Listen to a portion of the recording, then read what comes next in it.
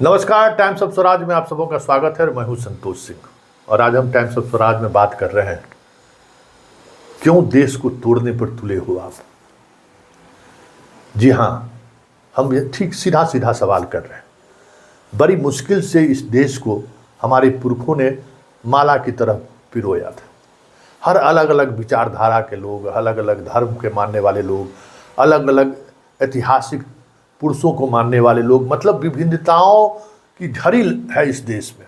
भाषा से लेके, संस्कृति से लेके, धर्म से लेके, मान्यताओं से लेकर, मतलब हर तरह की विविधताएं इस देश में मौजूद है।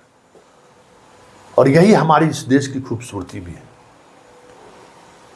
ये अलग बात है कि इस खूबसूरती को बनाए रखने के लिए हमारे पुरखों ने ढेर सारी कुर्बानी दी, लेकिन फिर इन दिनों हम उन पुरखों के किए गए कृत्यों को खरोचना शुरू कर दिया।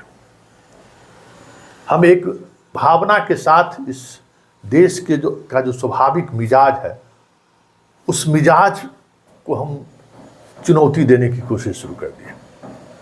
जी हाँ, हम इस बात कर रहे हैं एनसीईआरटी की बुक में बदलाव की। मौलाना आज़ाद को आपने हटा दिया, गांधी से जुड़े हुए कई चैप्टर को हटा दिया। चलिए, वो प्रतीक हैं आपकी नज़रों में। हिंदू मुसलमान के बीच आप विभेद पैदा कर सकते हैं, हिंदू उग्रता को आप इसके सहारे बल दे सकते हैं कि चलिए गांधी को भी हमने हटाया, मुसलमान एक था शिक्षा मंत्री, उसको भी हमने हटाया। तो आप उस तबके को खुश कर सकते हैं जो तबका ये चाहता है। स्वाभाविक तौर पे वो आपकी राजनीति भी है, लेकिन आप इससे एक कड़ी और बढ़ गए। अब आप कहाँ पहुँच गए?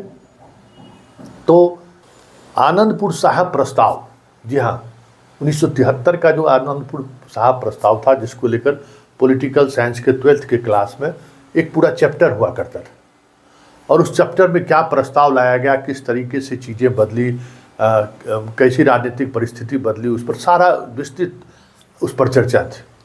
लेकिन अब आप उस प्रस्ताव को अलगाववादी प्रस्ताव नाम दे दिया है। मतलब बड़ी मुश्किल से कितने शहादत के बाद पंजाब को मुख्य धारा में लाने में देश कामयाब रहा था। इंदिरा गांधी की हत्या हुई, वजह साफ है। और उस हत्या की वजह से कितने निर्दोष सिखों की हत्या हुई। बात यही नहीं ख़त्म हुई, फिर पंजाब में आतंकवाद का दौर शुरू हुआ, कितने हजारों हजार लोग मारे गए।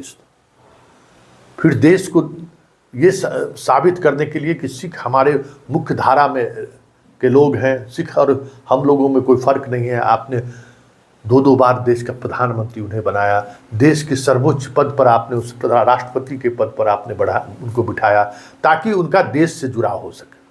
उन्हें लगे कि हाँ, कोई घटनाएं घटी थी लेकिन देश उनके साथ खड़ा है। लेकिन इस तरह के कृत्य के बाद, जबकि पंजाब में वैसे भी आतंकवाद की सुगबुगाहट तेज हो गई है, ऐसे में आप अगर इस तरह के ऐतिहासिक चीज़ों के साथ छेड़छाड़ करेंगे और उन्हें प्रेरित करेंगे कि इस मिजाज को और हवा दें, तो फिर देश को बनाए रखना काफ़ी मुश्किल होगा। हालात कुछ इसी तरीके से देश बढ़ रहा है। आप मुसलमानों के नाम पर सियासत आपको अभी फिट बैठता है, आप कर रहे हैं, लेकिन ये अगली कड़ी में आप सिख पर भी पहुंच गए तो ये समझ जाइए कि ये देश को तोड़ने वाली स्थिति उत्पन्न करेगी। आप जिस तरीके से अल्पसंख्यकों के विचारों को आप दबाने की कोशिश कर रहे हैं, तो इस देश में अल्पसंख्यक और बहुसंख्यक वाली जो नैरेटिव आप सेट करना चाहते हैं, वो नैरेटिव कब किस दिशा में चली जाए इस कहना मुश्किल है। ऐसे में इस तरीके से ऐतिहासिक चीज़ों से छेड़छाड़ करना इस देश की मजबूती के लिए हमें लगता है कि सही नहीं है, क्योंकि इसका असर जिस तरीके से पड़ रहा है, पंजाब में विरोध शुरू हो गया इस मसले को लेकर, तो आप मुसलमानों को टारगेट कर रहे हैं, अब आप सिख को टारगेट कर रहे हैं, ईसाई टारगेट पर हैं ही, तो फिर इस देश का मतलब क्या होगा? और अगर देश का मतलब सिर्फ हिंदू है, तो फिर हिंदू में भी कई जातियां हैं।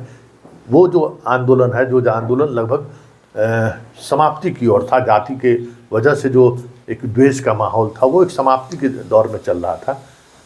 तो स्वाभाविक तौर पर जब आप धर्म की नैरेटिव चलाएंगे तो जाति की नैरेटिव चलेगी ही चलेगी।